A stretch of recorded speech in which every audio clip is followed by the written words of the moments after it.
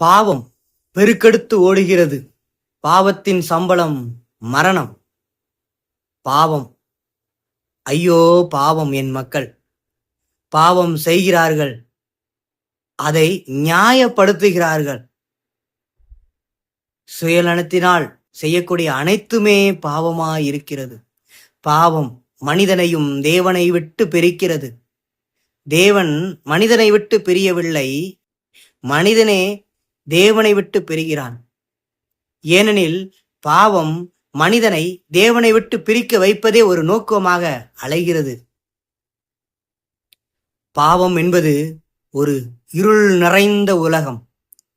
பாவம் என்பது இன்பமாகத்தான் தெரியும், ஆனால் அது துன்பம் மிகுந்ததான ஒரு சுகம். அது சுகமாகத்தான் தெரியும், பாவம் சுகமாகத்தான் தெரியும், அது ஆக்கினைக்குள்ளாக்கப்பட்டதான சுமை. அது ஆக்கினையை தரக்கூடிய, அதிக ஆக்கினையை தரக்கூடிய சுமை. பாவம் பாவம் பாவம் நம்மளை பாழாக்கி பழக்கி வைத்துள்ளது. நம்மை பாழாக்க பழக்கி வைத்துள்ளது பாவம். பாவம் பாவத்தினால் இந்த மனித உலகமே சிதை உண்டு கிடக்கிறது. பாவத்தினால் மனித உலகம் அன்பை இழந்துள்ளது. ஐயோ பாவம்! பாவத்தினுடைய கண்கள் கொடூர கண்கள். அது இச்சையின் நோக்கத்தோடு செயல்படுகிறது. பாவத்தினுடைய நோக்கமே இச்சையை மனிதனுக்கு விதைப்பதே ஆகும். பாவம் எல்லா மனிதனையும் பாழாக்கியது. எல்லா மனிதனையும் ஒரு தனி அறையில் பூட்டி வைக்கிறது பாவம். பாவம் பாவம் பாவத்தை கண்டால் பயம் கொள்ள வேண்டும் மனித இனம்.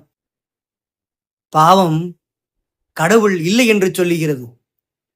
பாவம் சுய இன்பத்தை ஆளு என்று சொல்லுகிறது. பாவம் மற்றவர்களுடைய இன்பத்தை நீ எடுத்து மகிழ்வித்துக் கொள் என்று சொல்லுகிறது. பாவம் பாவத்தில் அடைக்கப்பட்டவன் அவன் அவனே மறந்து பாவத்திற்கு அடிமையாகி பாவத்தினுடைய பிள்ளைகளாய் வாழ்கிறான். பாவம் கற்பம் தரிப்பிக்கிறது. பாவம் கற்பம் தரிக்கிறது. அது கோபம், பொறாமை, எரிச்சல், முறுமுறுப்பு, ஆத்திரம், சண்டை, பகை, வன்மம் என்று நிறைய பிள்ளைங்களை பெற்றெடுக்கிறது. விபச்சாரம், வேசித்தனம், அசுத்தம், காம விகாரம், அது மட்டுமல்லாமல் கடவுளையே கேவலப்படுத்துகிறதான விக்கிரக ஆராதனை, பிள்ளி சூனியம், செய்வனை, மாந்திரிகம் என பல முறைகளில் இந்த பாவம் பிள்ளைகளை பெற்றெடுத்துள்ளது. பாவத்துக்கு உரம் போட்டு வளர்ப்பதே இந்த பெருமைதான். மனிதன் பாவத்தை கண்டு பயப்படுகிறான், ஆனால் அந்த பெருமையை கண்டு விலகி ஓட மாட்ட சொல்கிறான். பெருமை, கௌரவம். கௌரவம் கௌரவமே இங்கு பல பாவங்களை செய்ய வைக்கிறது. கௌரவமே இங்கு பாவத்தை செய்ய தூண்டுகிறது. அரசன் 50 பொண்டாட்டி வச்சிருந்தாலும் பாவம் இல்லை என்று இந்த உலகம் அவனை அப்படி பெருமையா நினைக்குது.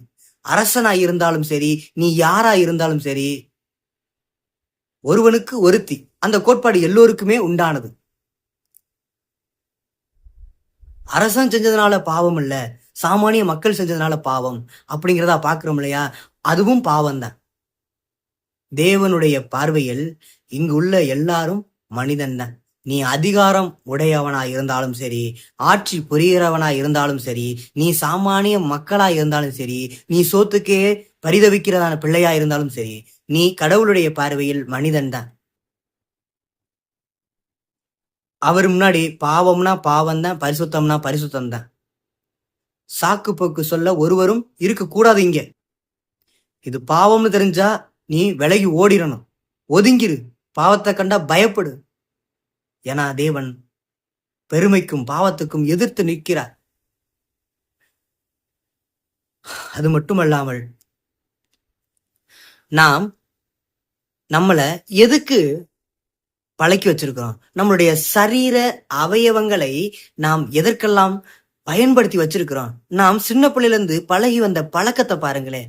கடவுளுக்கு பிரியமானதை செய்யும்படியா நம்ம பழகி வந்திருக்கிறோம். நம்மள தாயின் கருவில் உருவாகும் முன்னே முன் குறித்தார் இல்லையா தேவன்? அவருடைய நோக்கத்தை செய்யறதுக்காகவா நம்மளுடைய சரீர அவயவங்களை பழகி வச்சிருக்கிறோம்? இந்த கண்ணானது ஒரு பெண்ணை பார்க்கும்போது, இது என்னுடைய அம்மா, என்னுடைய தங்கச்சி அப்படிங்கிற பார்வையிலையா பாக்குது? உன்னுடைய அம்மா உன்னுடைய தங்கச்சியை மட்டும் ஐயோ என்னுடைய தங்கச்சி என்னுடைய அம்மான்னு பாக்குறோமே, ஆனா மற்ற பெண்களை ஏன் என்னுடைய தங்கச்சி என்னுடைய அம்மான்னு பாக்குறதல்ல?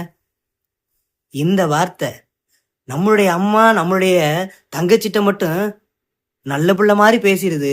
ஆனா மற்ற பெண்களை பார்த்தா கிண்டலா பேசுறது, இழிவா பேசுறது, அவளுடைய சரீர அவயவங்களை பார்த்து இச்சையா பேசுறது என பல வகையில பயன்படுத்துறோம்.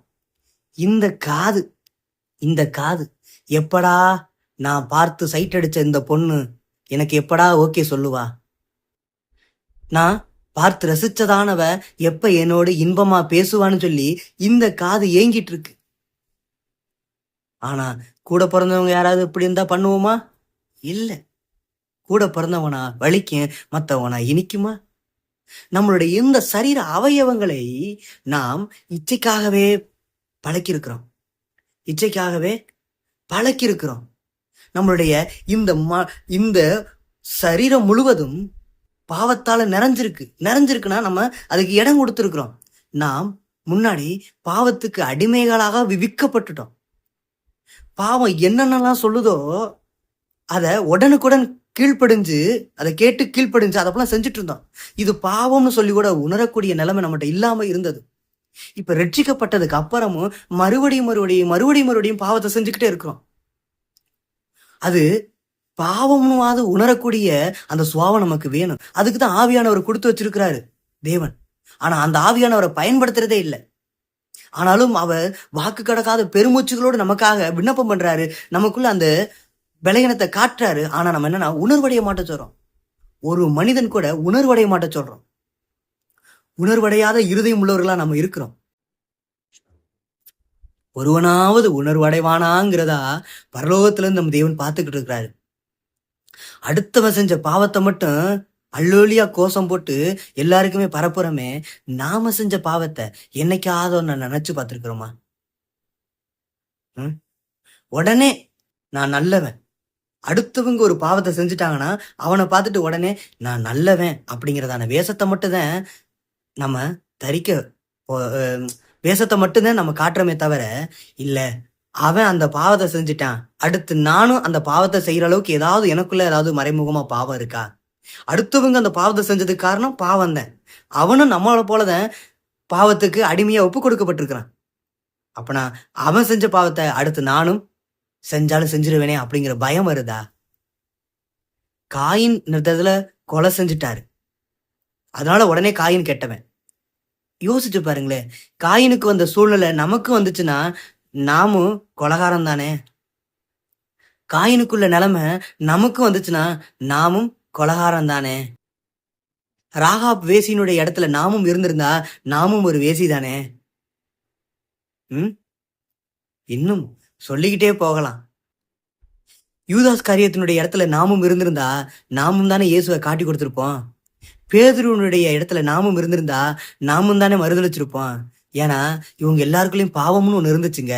அதனாலதாங்க காட்டி கொடுத்தாங்க, மறுதளிச்சாங்க, கொலை பண்ணாங்க, எல்லாமே பண்ணாங்க. ஏசப்பாவை இன்னைக்கு பிடிக்கும்னு சொல்ற கிறிஸ்தவர்களே, நீங்களும் யூதர்களா இருந்திருந்தீங்கன்னா அந்த இயேசுவை நீங்க தான் சிலுவையில அரைஞ்சிருப்பீங்க. நீங்க அண்ணாவும் காய்பாவுமா இருந்திருந்தீங்கன்னா நீங்க தான் இயேசுவை கொலை பண்ணணுங்கிற பிரயாசத்துல இருந்திருப்பீங்க. நீங்க வேத பாரகரா இருந்திருந்தீங்கன்னா நீங்க தான் இயேசுவை குற்றம் பிடிச்சிட்டே இருந்திருப்பீங்க. நீங்க பரிசெயரா இருந்திருந்தீங்கன்னா நீங்க தான் இயேசுவை முறுமுறுத்துட்டே இருந்திருப்பீங்க. 1008 குறைகளை சொல்லிட்டே இருந்திருப்பீங்க.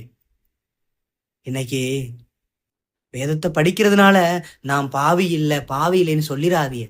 நீ வேதத்தை படிச்சாலும் உனக்குள்ள பாவம்னு ஒண்ணு இருக்கு. அந்த பாவத்தை ஃபர்ஸ்ட் நீ புரிஞ்சுக்கிறணும். வேதம் என்பது உனக்குள்ள பாவம் இல்லைன்னு சொல்றதுக்காக அது இல்லை, உனக்குள்ள பாவம் இருக்கு அப்படிங்கிறத காட்டுறதுக்காக தான் நமக்கு வேத வசனங்களே கொடுக்கப்பட்டிருக்கு. அந்த வார்த்தை என்பது நமக்குள்ள இருக்கிற பாவத்தினுடைய கொடூரத்தை எடுத்து காட்டுது. இன்னைக்கு நிறைய பேர் என்ன தெரியுமா, அடுத்தவங்களுக்கு நல்லா போதிச்சிடுறீங்க. நீ கோவப்படாத, நீ கொலை பண்ணாத, சண்டை போடாத, நீ மத்தவனுக்கு போதிச்சிடுற. ஆனா உனக்கு நீயே போதியாமல் இருந்தால் உன்னுடைய ஆத்மாவும் பாதாளம் போகுமே, போகுமே.